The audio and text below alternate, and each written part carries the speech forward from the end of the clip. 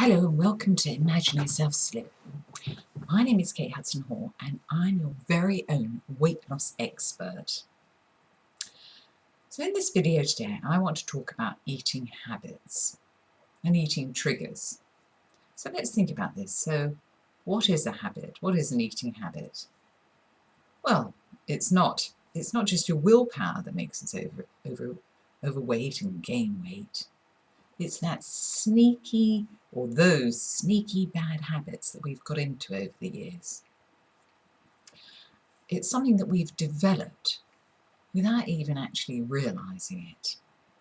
So maybe it's working later, working through your lunch hour and missing your lunch, and then continuing to work. And then when you get home in the evening, you're starving. And then we all know what happens when we're starving. That's when we tend to overeat. And then the next thing you know is that, one little bad habit can equal quite a lot of weight gain. So we need to begin to be consciously aware of this and change those bad eating habits. And be consciously aware of the eating triggers and begin to change those. So a habit is simply something that we just do a certain number of times until they become cemented in our subconscious mind. They become cemented in our behaviour patterns. So it's important that we start to be consciously aware of them. And this can apply to good habits such as drinking several glasses of water a day, or only eating when you're hungry. And then it applies to all the bad habits that we have probably developed over many, many years. So I want you to begin to identify the bad habits, the bad eating habits, and those triggers that cause you to reach out for food when you're not hungry. And the very first thing that I want you to do is to write down, begin to be consciously aware of them, and then start to make a list of those bad eating habits and what is triggering you to eat. It could be at work and somebody brings out the donuts at 11 o'clock and, well, I always have one, so I'll have one today as well. Well, you can begin to break that cycle and break that pattern.